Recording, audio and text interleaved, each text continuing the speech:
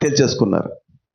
వీళ్ళంతా అక్కడికి వెళ్ళిపోతారు, పరలోకం వెళ్ళిపోతారు. పరలోకం వెళ్ళిపోయిన తర్వాత వాళ్ళు ఏమని చెప్తారంటే ఆయన సర్వ శక్తిమంతుడు. ఇంకా వాళ్ళకి తెలియదు ఏంటంటే ఆయన ప్రేమమయుడని తెలియదు, ఆయన తప్ప ఇంకొక దేవుడని లేడని తెలియదు. అర్థమవుతుందా? సో సేమ్ టైము మళ్ళీ చెప్తున్నాను, ఒకవేళ ఈయన ఇలా దర్శనం ఇచ్చాడు కదా, ఎవరు ఈయన, మరి దేవుడికి వ్యతిరేక శక్తి కూడా ఉంటుంది కదా, లేదా? ఉంది. వెంటనే నెక్స్ట్ డే ఇంకొకటి చూపిస్తాడు వచ్చి. సాతాను కూడా వాడి చిన్న శక్తి ఏం కాదు, వాడికి శక్తి ఉంది. శక్తి అంటే లూసిఫర్ కాదండి, లూసిఫర్ వెనకాల చీకటి శక్తి దాకా ఉంది. అర్థమవుతుందా? దేవుడు దైవశక్తి వెలుగై ఉంటే అపవాది దేంతో ఉన్నాడు? చీకటి శక్తి. చీకటి శక్తి కూడా చాలా పవర్తో ఉంటుంది. అది లోకంలో లూసిఫర్ ద్వారా మనుషుల్లోకి వస్తుంది. ఇది పెద్ద చరిత్ర మీకు చెప్పుకునే పెద్ద పాఠం అది. హల్లెలూయా. ఇప్పుడు నెక్స్ట్ డే వాడొచ్చి ఇంకోటి చూపిస్తే అప్పుడేమవుతుంది? మళ్ళా కన్ఫ్యూజు. అది కాదు, ఇక్కడ కావాల్సింది ఏంటంటే సత్యం తెలియాలి. ఏం తెలియాలి? సత్యము తెలియాలి. సత్యాన్ని బట్టి తెలుసుకోవాలి దేవుడు ఎవరు. ఇంకా తెలియవలసింది ఏంటంటే పరిశుద్ధతను బట్టి తెలుసుకోవాలి. అంటే దేవుడు అంటే తన శక్తిని రుజువు చేసుకున్నట్టు మాత్రమే కాదు దేవుడు కోరుకునేది. దేవుడు కోరుకునేది ఏంటంటే తన శక్తిని రుజువు చేయట్లో ప్రజలు తెలుసుకోవడం దేవుని ఉద్దేశము కాదు. ఆయన పరిశుద్ధుని తెలుసుకోవాలి. స్తోత్రం. ఆయన పరిశుద్ధుడు అన్నప్పుడు ఫస్ట్ ఫెయిల్ అయ్యేది ఎవడంటే అపవాది. ఫస్ట్ ఫెయిల్ అయ్యేది ఎవరు? వాడికి ఆ శక్తి అనే ఆ యొక్క పరిశుద్ధత ఇప్పుడు ఆ చీకటి శక్తికి లేదు, వాడు అనుసరించే దూతలకి లేదు. ఎవరికి ఉంది పరిశుద్ధత? మనము ఆరాధించే దేవునికి స్తోత్రం. అది నువ్వు తెలుసుకోవాలి. ఇది సువార్త. మీకు అర్థమవుతున్న పాయింట్? అది నువ్వు తెలుసుకోవాలి. దేవుడంటే పరిశుద్ధుడు. దానికి నేను పరిశుద్ధుని చెప్పుకుంటే కాదు, ఆయన గుణలక్షణాలు అంటే నువ్వు ఎక్కడున్నాయి? ఆయన జీవితంలో ఉంది, దైవ గ్రంథంలో ఉంది. అని స్తోత్రం. అర్థమవుతుందా?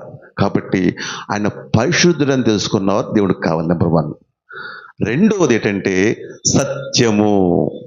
ఆయనే దేవుడు, ఆయన తప్ప ఎవరు దేవుడు కాదు. రెండోది ఏం రుజువు చేస్తుంది? సత్యం. ఫస్ట్ ఏంటి? పరిశుద్ధుడు. రెండోది ఏంటంటే ప్రేమ. పరిశుద్ధ తర్వాత ఏంటి? ప్రేమ. ఆయన ప్రేమను బట్టి నువ్వు తెలుసుకోవాలి. దీని స్తోత్రం. ఆయనకి మించిన ప్రేమ ఈ లోకంలో ఏది లేదు. హల్లెలూయా. కాబట్టి రెండవది ఏంటంట? ప్రేమ. లాస్ట్ కనబడుతుంది మీకు అండి ఇది మాటలు. హల్లెలూయా. 2, 3 అనుకోండి ఏదైనప్పటికీ కూడా తర్వాత ఏంటి? సత్యము. రెండోది ఏంటి? సత్యము. ఆయన పరిశుద్ధతను బట్టి, ప్రేమను బట్టి, సత్యాన్ని బట్టి తెలుసుకోవాలి. అప్పుడు వాళ్ళు దేవునికి ఇష్టలయ్యేట తెలుస్తుంది. వాళ్ళ జీవితంలో వాళ్ళ ప్రాణం పోయినా, అన్నీ పోయినా, ఏమి కోల్పోయినా ఆయనను ఎప్పటికీ ఆయన ఏం చేస్తారు? వెంబడిస్తూనే. ఎందుకు? ఆయన వాళ్ళు ఏం పరిశుద్ధతను గుర్తించారు. రెండోది ఏం గుర్తించారు? ప్రేమను మూడోది ఏం గుర్తించారు? సత్యమును గుర్తించారు. ఇంకా చెప్పుకుని చాలా జస్ట్ మీకు 3 పరిచయం చేస్తున్నాడు అంతే. జస్ట్ అర్థమవుతుందా? వీటిని తెలుసుకున్నప్పుడు ఆయన ఏం చేస్తారు? ఎవరు ఎన్ని వచ్చినా కూడా వాళ్ళు వెనక్కి తిరిగే పరిస్థితి లేదు. ఇప్పుడు పరలోకము ఎవరితో నింపబడాలి? సర్వశక్తి మంత్రున్న మాటతో నింపబడాలా? ఆయన పరిశుద్ధుడైన మాట నింపబడాలా? పాయింట్ మీకు అర్థమైందా? రెండోది ఏంటి? పరలోకం దేంతో నింపబడాలి? ఆయన ప్రేమమయుడని ప్రేమతో నువ్వు. మూడోది ఏంటి? ఎవరు కోరుకుంటున్నారు? దేవుడు కోరుకుంటున్నాడు. ఆయన పరిశుద్ధత, ఆయన సత్యము, ఆయన ప్రేమానికి తెలియాలంటే అది సువార్తతో మాత్రమే వెళుతుంది. అదేదో ఒక ప్రతిష్ఠ ఇచ్చేసి వచ్చేమంటే వచ్చేది అలాగైతే పరలోకం అంతా నిండిపోద్ది. దేనితో పరలోకం నిండాలంటే ఆయన పరిశుద్ధతో పరలోకము నిండాలి. దేవునికి స్తోత్రము. ఈ సర్వశక్తి మంత్రాన్ని చెప్పిన ప్రతి ఒక్కడు నమ్మేసి ప్రతి ఒక్కడు పరిశుద్ధులు కాలేరు. అక్కడ నా మాట మీకు అర్థమైందా? ఈ భూమి మీద ఒక దర్శనం చూసేసి ఆయనే సర్వశక్తి మందులను నమ్ముకున్న వాళ్ళు ఏముండదు? పరిశుద్ధత. ఎందుకంటే వారు పరిశుద్ధత తెలియదు, వాళ్ళకి పరిశుద్ధత గురించి ఆలోచన లేదు, పరిశుద్ధత గురించినటువంటి ఆ ప్రక్షాళన మా జీవితంలో జరగలేదు. కనుక పరలోకం దేంతో నిండి ఉండదంటే పరిశుద్ధత నిండి ఉండదు. పరిశుద్ధులైన దేవుని సన్నిధిలో ఎవరు ఉండరు? పరిశుద్ధులు ఉండరు. పరిశుద్ధులైన దేవుని సన్నిధిలో ఎవరు నిండి ఉండాలి? పరిశుద్ధులు నిండి ఉండాలి. దానికోసం ఆయన ఈ భూమికి దిగి రావాలి. ఈ సువార్త ద్వారా మాత్రమే అక్కడ నిండా. దేవుని స్తోత్రం.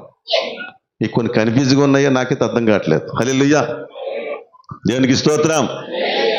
ఇప్పుడు పరలోకం అంతా నిండిపోయిన ఉద్దేశం కాదు, అందరిని నేను కోరుకుంటాడు ఆయన. కానీ దేంతో నిండి ఉండాలి? పరిశుద్ధులతో నిండి ఉండాలి. రెండో దేంతో నిండి ఉండాలి? ప్రేమతో. మూడో దేంతో నిండి ఉండాలి? దేవునికి స్తోత్రం. ఇప్పుడు వెనక్కి వద్దాం, ఇంక చాలా ఉన్నాయి, నాకు టైం కూడా అయిపోతుంది. ఇప్పుడు రక్షించబడిన వ్యక్తిలో ఏముండాలి? పరిశుద్ధత లేకపోతే నువ్వెవరువు? మృతుడు కాబట్టి పైకు వెళ్ళవు. అర్థమవుతుందా? కాబట్టి ఈ భూమి మీద నీ జీవితంలో నువ్వు దేన్ని కోరుకోవాలి? పరిశుద్ధతను కోరు. పరిశుద్ధత కోసం ఆశ, ప్రయాస, ప్రయత్నము ఉండాలి. దేవుని స్తోత్రము. బైబిల్ గమనిస్తుంటే పౌలు అంటాడు, మేలైనది చేయకూర్చున్నాను కానీ వాళ్ళకి చేయటం నాకు సాధ్యము, చాలా కష్టమవుతుంది ప్రభువా. ఈ లోక ప్రయాణం ఉన్నాము, చాలా ఇబ్బందిగా ఉంది. ఎందుకంటే రక్తమా శరీరం కలిగి ఉన్నాం కాబట్టి చాలా ఆకర్షణలు, చాలా బలహీనతలు ఎన్నెన్నో మా చేతిలో ఎదురవుతున్నాయి. ఇది మాకు నిత్యము పెద్ద ఇబ్బందిగా ఉంది, కానీ మేలైనది చేయకూర్చున్నాం కానీ అలా చేయటం మాకు సాధ్యము అన్నాడా? అన్నాడు. అన్న వ్యక్తి ముగింపులు ఏమంటాడంటే, మంచి పోరాటము పోరాడితేని నా పరుగు పడముట్టించింది. దేవుడికి స్తోత్రం. పౌలు గారి సమాధి ఎక్కడ ఉందనేది నాకు అంత పట్లగా తెలీదు, అది రికార్డ్స్లో ఉంటుంది. ఆయన సమాధి మీద ఏ రాయి పెట్టారో నాకైతే తెలియదు, ఉండొచ్చు. దేవుని స్తోత్రం. ఆ సమాధి రాయి మీద ఏ మాట రాశారో నాకు తెలియదు. కానీ ఇప్పుడు చాలా మంది మృతులైన వారు మృతదేహం, మృత సమాధులు ఎక్కడ ఉంటాయి? ఏముంటాయి? అక్కడ మాత్రం ఒక మాట్లాడు, ప్రభునందు మృతులు ధన్యులు. హల్లెలూయా. అలా రాయాలి, రాయించుకోవాలి. వెనక రాస్తారంతే. కానీ అక్కడ ఒక మాట రాస్తే బాగుంటుంది అనుకుంటున్నాను. ఇతడు జీవితంలో ఎప్పటికీ క్షమించలేనివాడు. నా మాట మీకు అర్థమైందా? అంటే సమాధి రాయి మీద ఏమని రాయాలంటే, ఈమె ప్రేమ లేనిది. బాగుంటుంది టైటిల్. ఎక్కడ? నీ జీవితంలో ఎక్కడ ప్రేమ ఉంది? ఉందా ప్రేమ? నీవు నీ బిడ్డలను ప్రేమించుకున్నావు, లోకాన్ని ప్రేమించావా? ఏసైలా ప్రేమించావా? ఏసై ఎలా ప్రేమించాడు? ప్రేమించిన వారిని ప్రేమించాడా? ద్వేషించే వారిని కూడా, శత్రువులు కూడా. మన ప్రేమ, నేను, నా భర్త, నా పిల్లలు, అంతే. Thoughts all last. మేము పెంచుకునే కుక్క, అంతకు మించి ఇంకోటి మాకు. ఈ ప్రేమ మాకు ఉంది కదా బాబా. అందుకే నీ ప్రేమ అంటే కుదురుతుందా ఏ సమాధి రాయి మీద? ఓకే, నీ వ్యక్తిగతంగా రాసేసుకోవచ్చు, ప్రభునందు మృతులు ధన్యులు. కానీ అక్కడ రికార్డ్స్ ఉండాలి. ఏ రికార్డ్స్ ఉండాలి?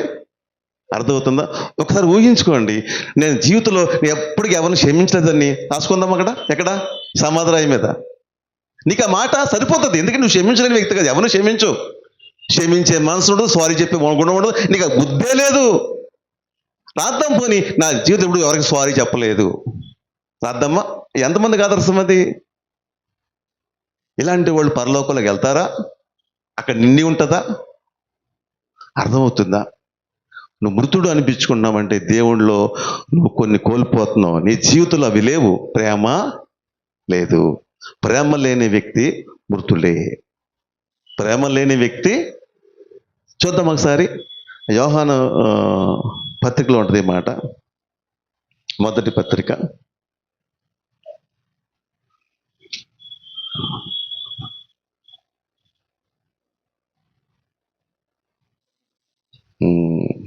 చూడండి ఎక్కడ ఉంటుంది. కొరింథీలో ఉంటుంది. ముందు ఇక్కడ చూద్దాం. 4 చదవమ్మా 16.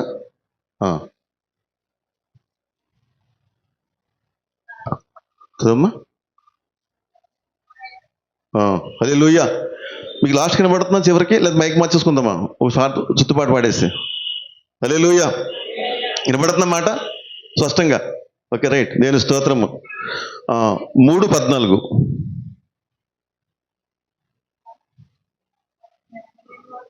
మనము సహోదరులను ప్రేమించున్నాం గనక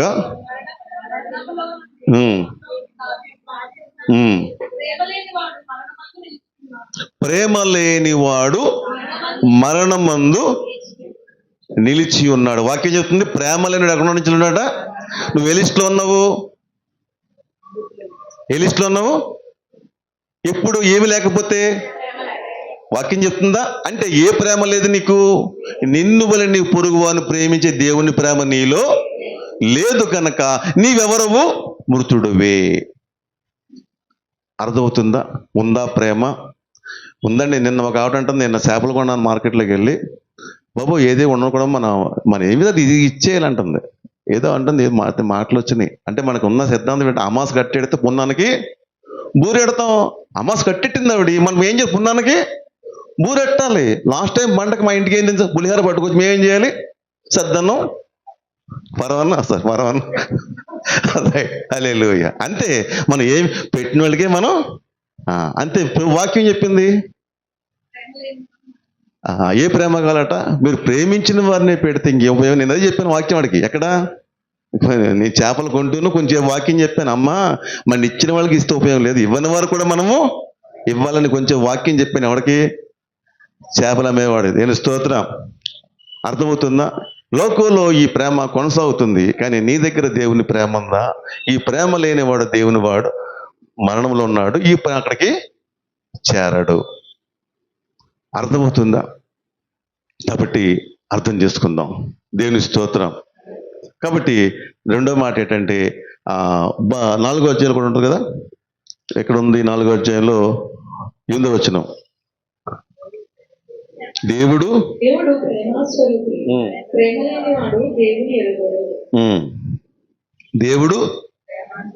ప్రేమ స్వరూపి, ప్రేమ లేనివాడు దేవుని ఎరగడు. అర్థమవుతుందా? కానీ ఒకటి గుర్తుపెట్టుకోండి, ప్రేమించే వారిలో ఒక గుణం ఉంటుందండి. వాళ్ళకి ఎప్పుడు ద్వేషించే గుణం ఉంటుంది. ఏముంటుంది? ప్రేమించే వారిలో ద్వేషించే గుణం ఉంటుంది. కఠినముగా ఉండే గుణం పుష్కలంగా ఉంటుంది. ఎవరిలోని? ప్రేమించే వారిలో. అంతే కదా. ప్రేమ ప్రేమ అనే పాటలు, ప్రేమ ప్రేమ అనే మాటలు, జీవితంలో క్షమించలేని మనస్సు, ద్వేషించే స్వభావం, ఇది నీలో నిండుకున్నప్పుడు నీవు ఏ లిస్టులో ఉండాలో ఆలోచన చేసుకోండి. ఆలోచన. హల్లెలూయా. కాబట్టి ఇంకా మనము చాలా మాటలు ఉన్నాయి. సత్యము. పరలోకం దేంతో నిండి ఉండాలి? సత్యముతో నిండి ఉండాలి. ఆయనే నిజమైన దేవుడని నీ జీవితంలో సత్యాన్ని అంగీకరించావా? ఈ సత్యము గనక తెలిస్తే నీ జీవితంలో ఏది కోల్పోయినా, ఏది పోగొట్టుకుని ఎప్పటికైనా తిరిగి ఉండవు. షడ్రక్ మేషక్ అబేద్నెగో ఏమన్నారు? రక్షించుటకు మా దేవుడు ఒక రక్షించకపోయినను నీ మాట మేము వినే పరిస్థితి లేదు. రక్షించిన మా దేవుడు దేవుడే. ఆయనే నిజమైన దేవుడు. ఇప్పుడు మన పరిస్థితి ఎలా ఉందంటే, కార్యం జరిగితే దేవుడు, కార్యం జరగకపోతే మీకు మాకు బై బై సీ యూ, ఇంకొకరిని చూసుకుంటాం అనేదా భక్తి? ఇటువంటి వారికి పరలోకంత అవసరము లేదు. ఆయనే నిజమైన దేవుడను సత్యమును గుర్తించి ఆరాధించడం ఎవరు కావాలి? దేవుడికి. ఎక్కడ? పరలోకము. తెలుస్తోతు ఆయన ప్రేమించే దేవుడని, ఆ ప్రేమను గుర్తించి ఆయన ప్రేమను కలిగి ఆ ప్రేమలో జీవించేవాడు ఎక్కడగా? పరలోకంలో కావాలి. మూడో విషయం అంటే ఏం చెప్పుకున్నాం? పరిశుద్ధత, ప్రేమ, సత్యము. తర్వాత ఇంకో మాట ఏంటంటే జీవము. ఆయనే ప్రభు ఏం చెప్పి, నేనే మార్గమును సత్యమును జీవము. అయితే నీ జీవితము ఏ జీవాన్ని కోరుకుంటుంది? ఈ లోక జీవం కోసం ఆలోచన ఉందా? పరలోక నిత్య జీవం కోసం నీ ఆశ ఉందా? నీ జీవిత ప్రయాసలో, నీ ఆలోచనలో ఏది నీ ఆశ? నేను ముగిస్తాను, చివరి మాటలు ఇవి. మాటలు ఉంటాయండి, మాటలతో పాటు ఏముండాలి? హల్లెలూయా. మిమ్మల్ని కదా నోయ, జస్ట్ చెప్తున్నాను నేను. నిత్య జీవము కోసం నీ ప్రయాస ఉందా? ఈ లోక జీవం కోసం ప్రయాస ఉందా? మన ప్రయాస దేనికోసం ప్రయాణం చేస్తుంది? హల్లెలూయా. ఇక్కడ ముగిస్తాం మాటలు. ఎందుకంటే ఇది మృతులైన వారికి ఏముండదు ఆలోచన ఉండదు.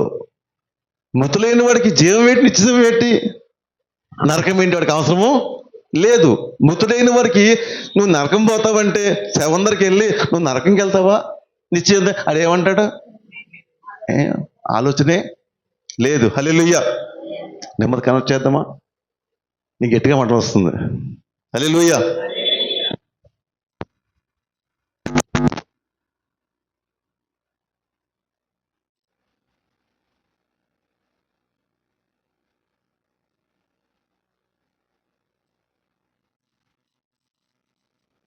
హల్లెలూయా. దేవునికి స్తోత్రం. ఇప్పుడు ఎక్కడికి వచ్చి ఆగాం మనం?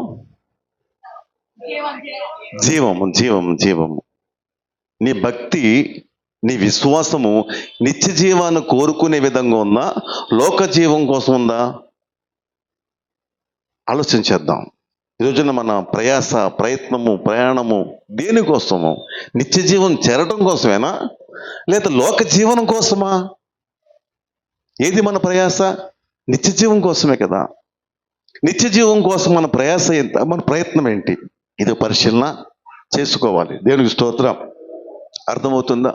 కాబట్టి ఈ రోజున నువ్వు జీవించుతున్నావు అనే పేరు మాత్రం నీకు ఉంది, కానీ నీవెవరు? మృతుడివే. మృతుడికి ఉండవలసిన లక్షణాలు ఏంటి? మృతుడిలో ఉన్నాయి. వినలేడు,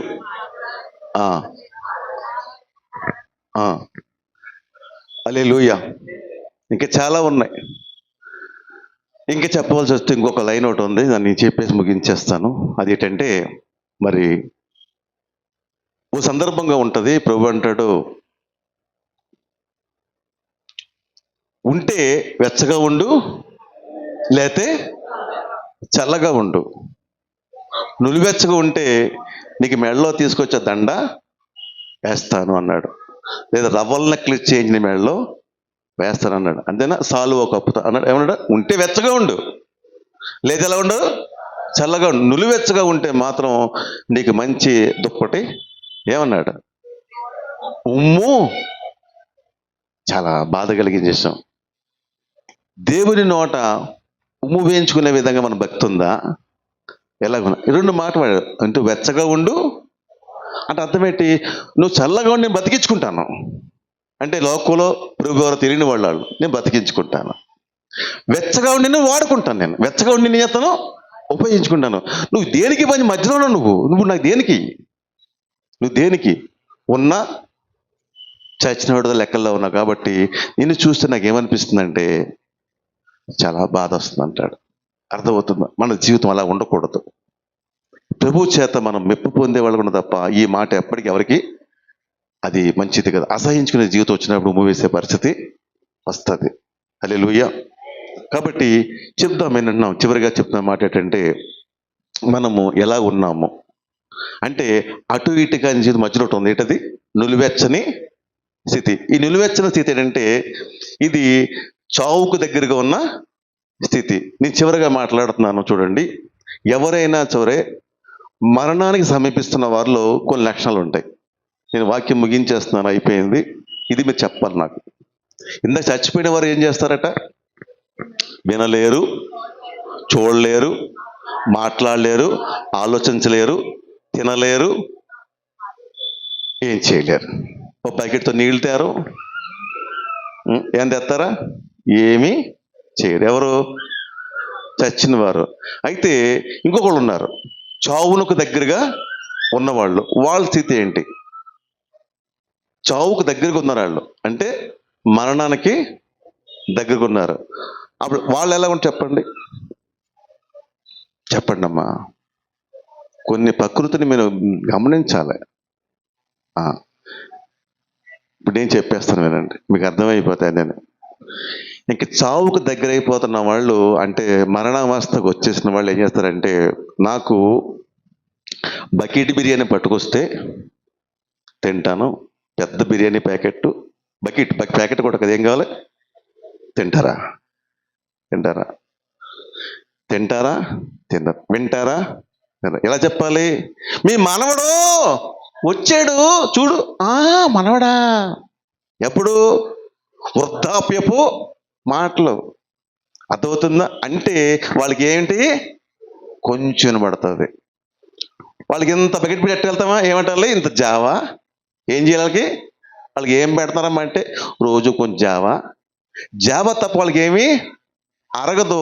జావా తప్ప వాళ్ళకి ఏమి హితము కాదు. ఏం పెడతారు? థమ్స్అప్ డ్రింక్ తెస్తారా, కొన్ని నీళ్ళు, చిన్నవి. ఎవరికి?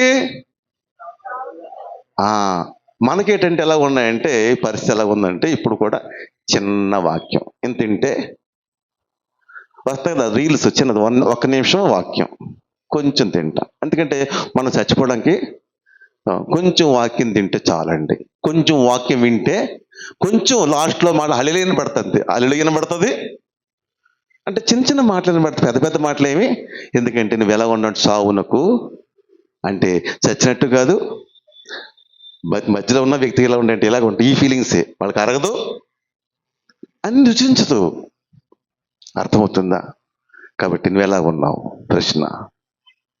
దేవుని వాక్యం పట్ల నీకు ఆసక్తి ఏంటి? అర్థమవుతుందా? ఈ వాక్యం స్టడీ చేయడానికి మాకు గంటలు పట్టేస్తాయి. ఆనందము, బాధేమీ కాదండి, బాధేమీ కాదండి. ఆనందంతో ఎంతసేపైనా ఉంటాం. మీరు ఎంతసేపైనా వింటారా?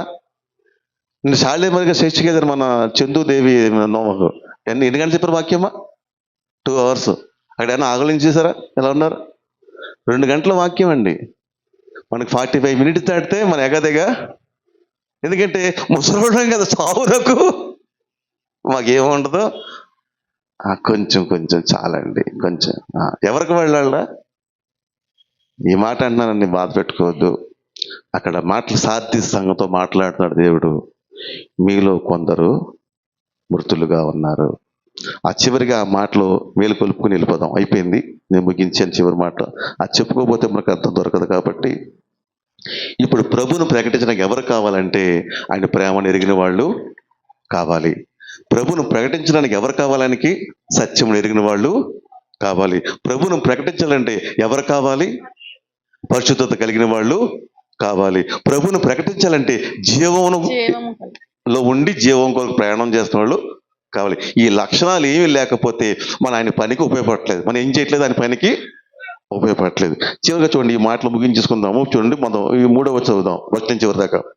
7 నక్షత్ర సాధ్యస్థలో ఉన్న సంఘపు దూత ఇలాగూ రాయము. 7 నక్షత్రములను దేవుడు 7 ఆత్మలు గలవాడు చెప్పు సంగతులు ఏమనగా, నీ క్రియలు నేను ఎరుగుదును.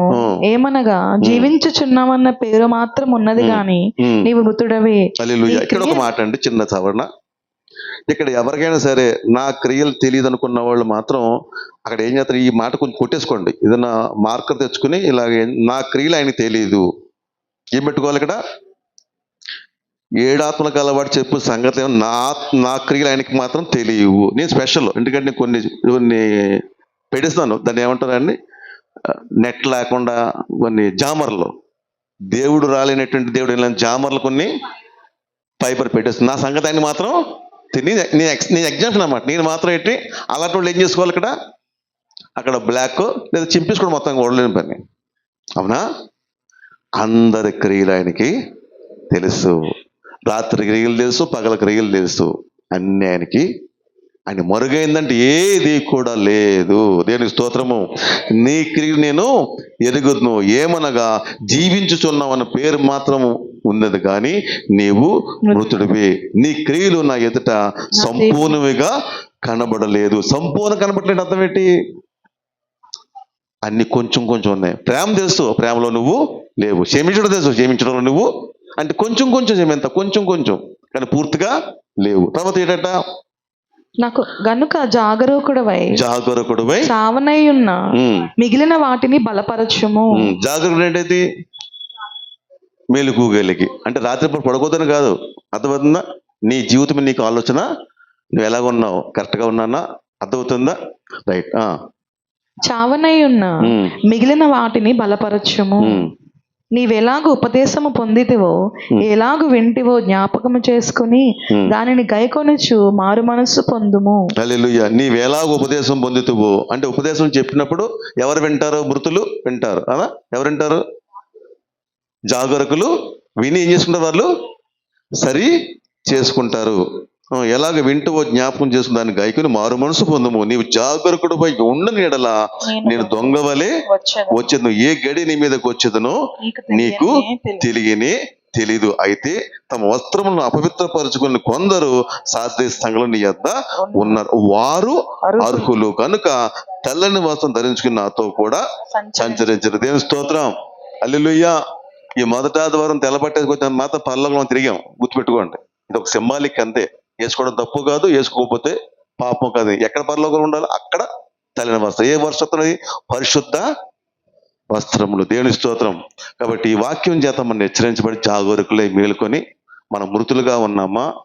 దేవుని ఉద్దేశాలు మనలో ఉన్నాయా? ఆయన కొరకు మనం పనిచేస్తున్నామా? మన గమ్యం ఎటువైపు ఉంది?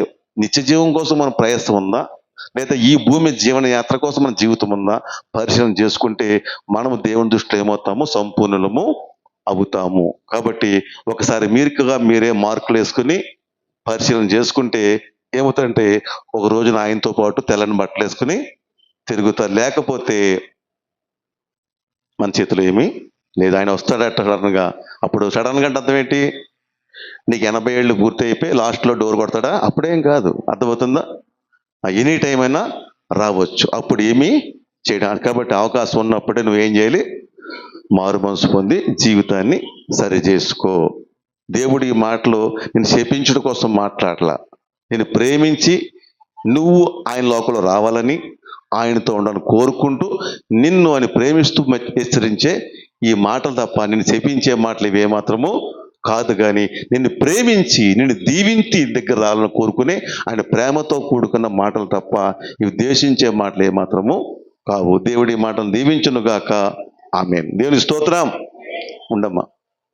హల్లెలూయా. రైట్. మనము ప్రార్థనలోకి వెళ్ళే ముందు తర్వాత కొన్ని కార్యక్రమాలు ఉన్నాయి. మొదటి ఆదివారం కదా, ఆ తర్వాత సాక్ష్యాలు ఉన్నాయి. సాక్ష్యాలు విందాము. మరి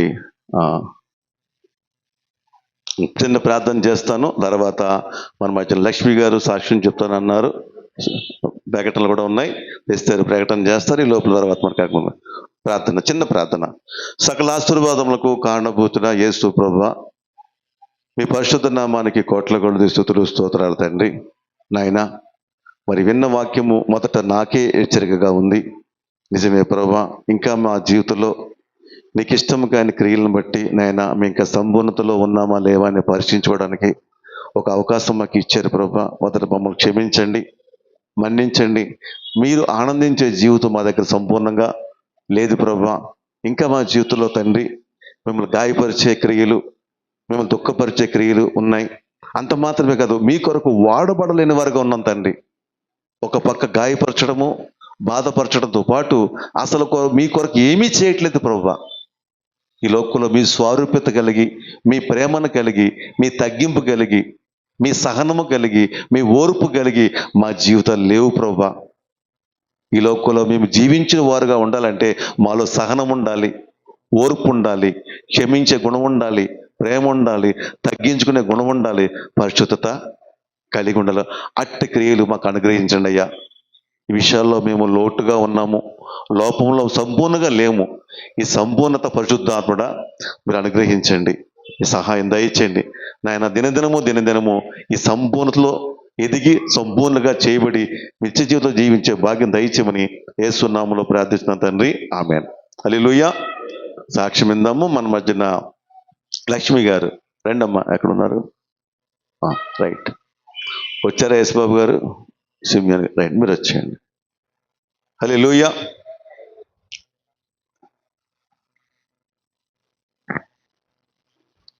దేవుడికి వందనాలండి. పాస్టర్ గారికి, పాస్టమ్ గారికి వందనాలండి. మీ అందరికి కూడా వందనాలండి. మరి మా కోడల వయసులో చాలా ప్రార్థనలు చేశారండి. ఆ బిడ్డ మరి ఆడపిల్ల పుడుతుందని ఎంతగానో భయపడిపోయిందండి. మరి ముందు కుమార్తెని ఇచ్చారండి దేవుడు. మరి అలాగే మరి ఇప్పుడు కుమారుని ఇచ్చాడండి. మరి ఆ దేవాతి దేవుడికి వందనాలండి, వేలాటి కోట్లు వందనాలండి. దేవుడికి మరి ఎన్ని ఇచ్చినా మనం రుణం తీర్చలేమండి. మరి అంత గొప్ప దేవుడండి. మా కుటుంబంలో అయితే చాలా విషయాల్లో మరి దేవుడు చాలా విషయాల్లో తోడుగా ఉన్నాడండి. మాకు సహాయం చేసిన దేవాది దేవుడికి వందనాలు, పాస్టర్ గారికి వందనాలు. పాస్టర్ గారు మా కొరకు ఎంతగానో ప్రార్థన చేశారండి. మరి ఆ బిడ్డ కొరకు చాలా ప్రార్థన చేశారండి. అలాగే కుమార్తెకు కూడా జ్వరం వచ్చినప్పుడు కూడా మరి అయ్యగారు హాస్పిటల్కి వచ్చి మరి ప్రార్థన చేసి వెళ్ళేవారండి. మా విషయంలో అయితే పాస్టర్ గారు చాలా ప్రార్థన చేశారండి. అతనికి వందనాలు, అతనికి స్తుతులు స్తోత్రములు. తెలిసిన సాక్ష్యం దేవుడు దీవించిన. దేవునికి మహిమ కలుగును గాక. మరి ఎవరికైనా ఆశ ఉంటుంది, మొదటగా కుమార్తె పుడితే ఆ కుమారుడు కావాలని కోరుకుని తప్పేమీ కాదు. అలాగని కుమార్తెలు పుడితే అది ఏదో భారంగా భావించకూడదు. ఒకవేళ మీకు ఏదైనా ఇబ్బందిగా అనిపిస్తే మీ కుమార్తెలు మాకు ఇచ్చేయండి, మేము పెంచుకుంటాం. దేవుని స్తోత్రం. అందులో ఏ భయము లేదు. మొదటగా కూతురు పుట్టి రెండోసారి కూతురు పుట్టినప్పుడు చీడమోకం పెట్టి చూడకండి, ప్రేమతో మాకు ఇచ్చేయండి, మేము పెంచుకుంటాం. దేవుని స్తోత్రం. వాళ్ళు చక్కగా అభివృద్ధి చేస్తాం. దేవుని స్తోత్రం. అంతేగాని గర్భంలో పిసికి చంపే పని చేయకండి. ఇది చాలా పాపము. అర్థమవుతుందా? ఆడపిల్ల అయినా మగబిడ్డ అయినా దేవుని బిడ్డ. దేవుని స్తోత్రం. అందరూ దేవుని కుమారులే. మనకి కుమారుడు కుమార్తె, కానీ ఇక్కడ భూమి మీద కుమార్తె అయినా కూతురైనా దేవుని దృష్టిలో వారెవరు కుమారులు. అర్థమై ఈ సత్యం మనకు అర్థమవు. తప్పు లేదు, ఆశపడటం తప్పు కాదు, కానీ అనుకోకుండా పుడితే దాన్ని ఏదో మనం తప్పుగా భావించుకోకూడదు. ఇలాంటి ఇబ్బందులు మాకు ఇచ్చేయండి. దేవుని స్తోత్రం. చక్కగా పెంచుకుంటాను, నాకు ఏ ఇబ్బంది లేదు, ఎంతమందిని నేను చూసుకుంటా. దేవుని స్తోత్రం. హల్లెలూయా. రైట్. ఇంక సాక్ష్యాలు లేవు కదా. రైట్. సంఘ కార్యక్రమాల మీద మన మధ్య చేస్తారు, ప్రకటిస్తుంది. ఎవరన్నా సోమవారం బ్రదర్ని చెప్పేయండి.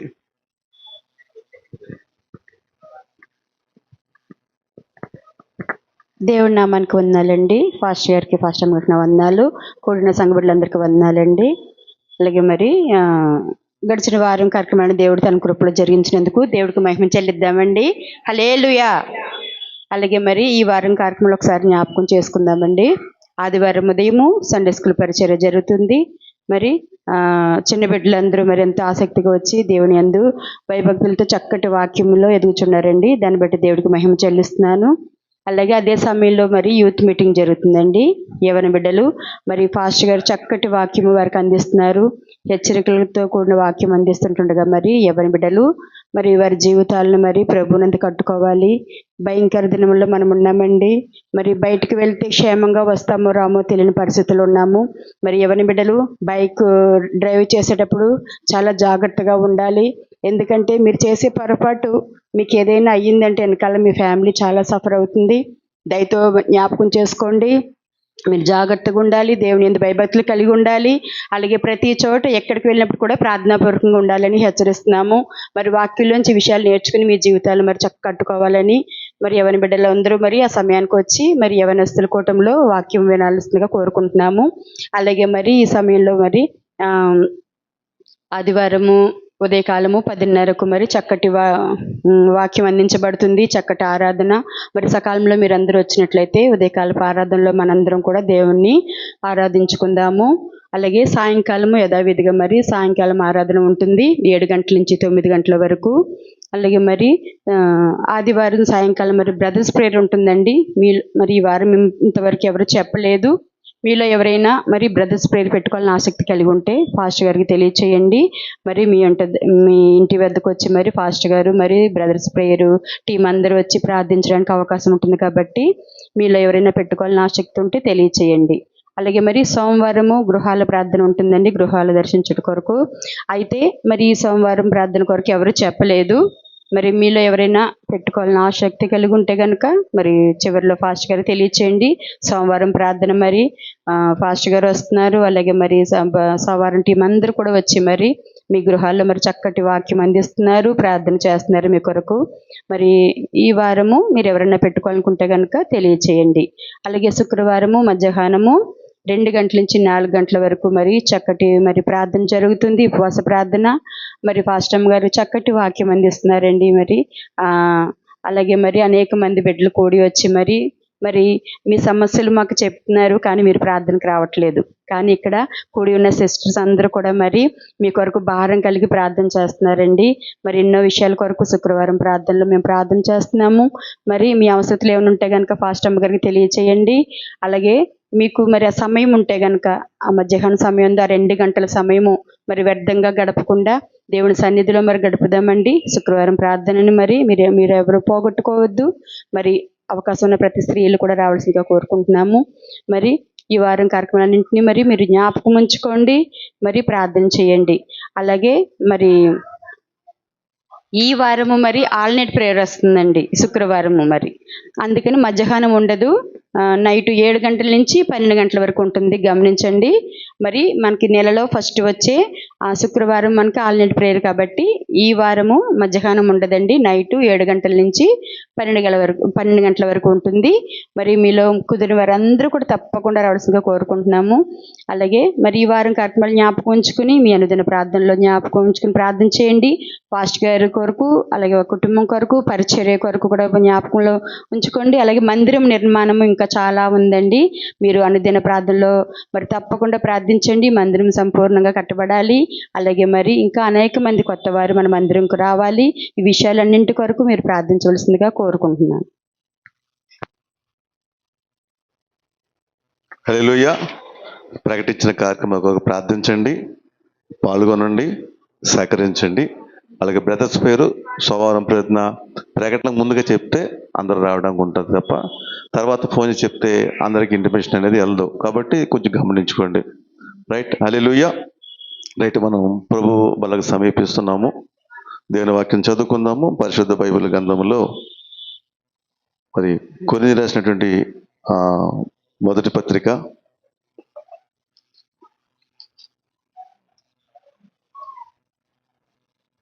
కొరింథీయులకు రాసిన మొదటి పత్రిక 11వ అధ్యాయము